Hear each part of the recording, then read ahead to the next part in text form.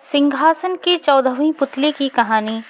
राजा भोज के सिंहासन पर बैठने के उतावलेपन को देखकर पुतली सुनैना बड़ी अदा के साथ मुस्कुराते हुए बोली, राजा भोज, सिंहासन पर बैठने की इतनी भी जल्दी क्या है? मैं राजा इंद्र की नर्तकी हूँ और इस सिंहासन में जड़ी पुतलियों में से एक हूँ।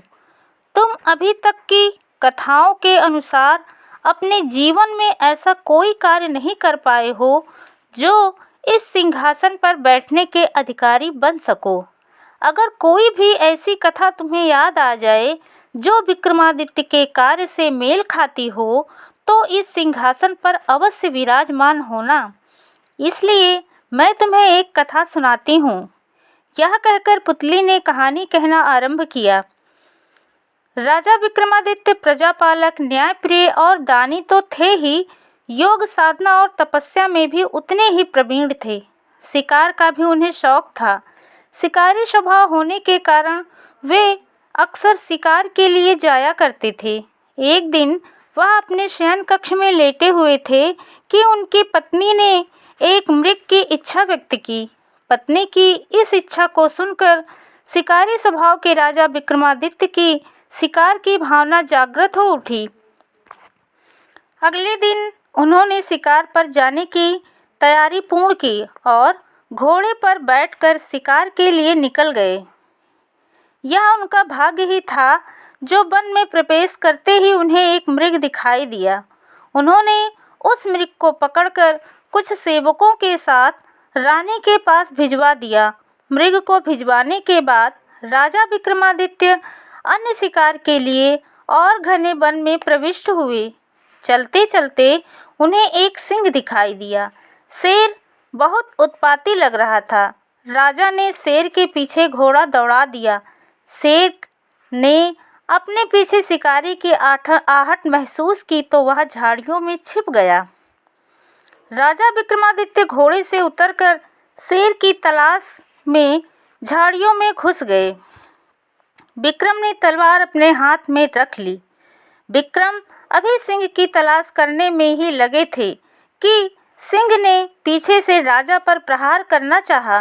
विक्रम ने आहट महसूस करते ही पलटा खाया और तलवार का भरपूर वार सिंह पर किया। वार अच्छा पड़ने के कारण सिंह जख्मी हो गया, पर वहां से निकलने में सफल भी हो गया।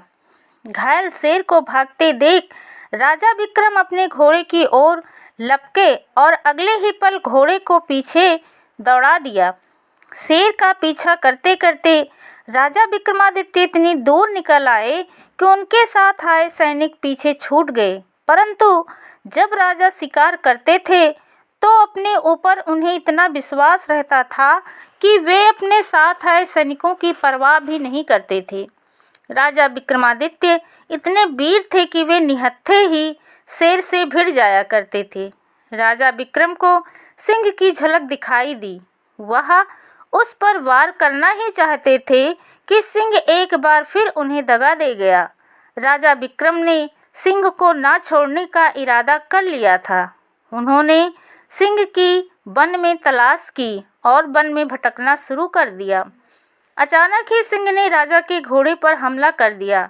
सिंह की गर्जना और घोड़े की हिनहिनाहट से राजा विक्रम ने पलटकर देखा।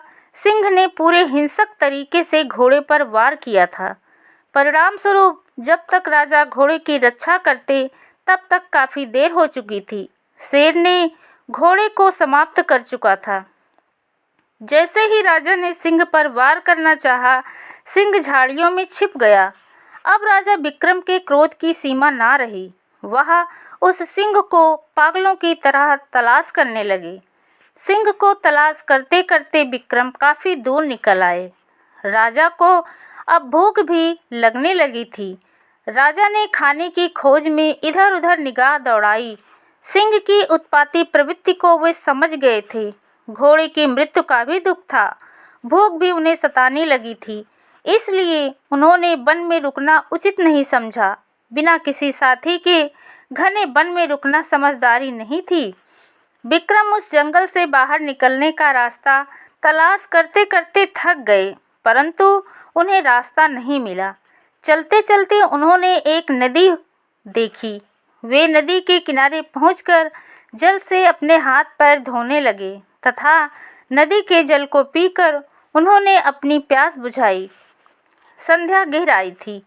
राजा विक्रम ने वहां से और कहीं जाकर भटकना उचित नहीं समझा और वहीं एक पेड़ के तने से कमल लगाकर आंखें बंद कर ली। अभी राजा विक्रम को कुछ ही देर हुई थी कि उनकी आंख खुल गई। उन्होंने चारों ओर देखा। आंख खुलने का कारण जानना चाहा तो उन्हें ज्ञात हुआ कि नदी में एक तेज किस्म का कोलाहल हो रहा था। वहां जाकर देखने पर राजा विक्रम को नदी में तैरता हुआ एक मानव शरीर दिखाई दिया। वह एक मृत शरीर था। उस मृत शरीर को दोनों तरफ से दो व्यक्तियों ने पकड़ रखा था। निकट आने पर राजा ने देखा कि वे दोनों, जिनमें से एक योगी तथा एक दानव था, आपस में उस शव को लेकर झगड़ रहे थे। दोनों उस शव को अपनी अपनी ओर खींचने की चेष्टा कर रहे थे। योगी के गले में नरमुंड की माला तथा एक थैला पड़ा था। योगी का रंग गोरा था, बाल जटाधारी के समान थे।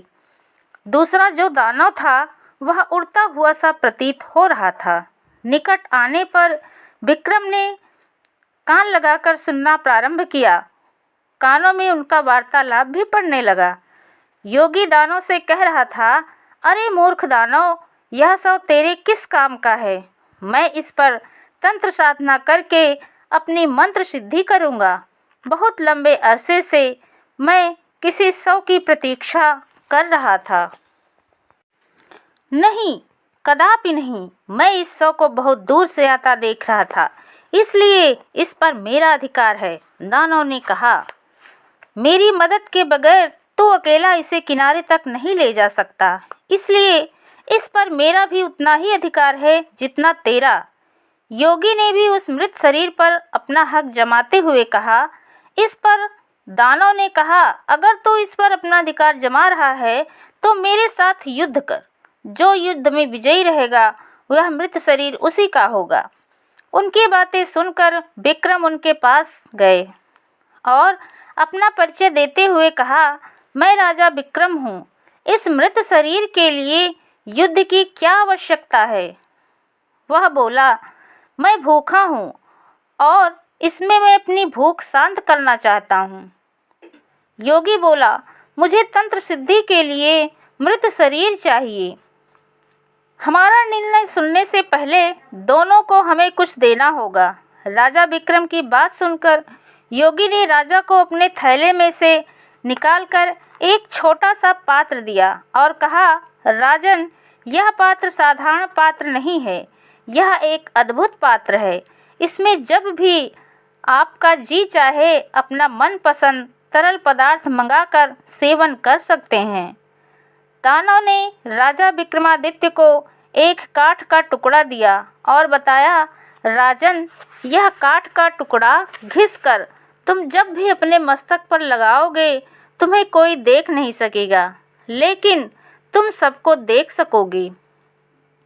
विक्रम ने दोनों की चीज़ें लेकर अपना निर्णय दानव और योगी को दोनों को सुना दिया। विक्रम ने कहा, क्योंकि दानव इस शव को अपनी भूख के लिए पाना चाहता है, अतः हम दानव को अपना मरा हुआ घोड़ा देते हैं, जिसे खाकर वह अपनी भूख शांत कर सकेगा।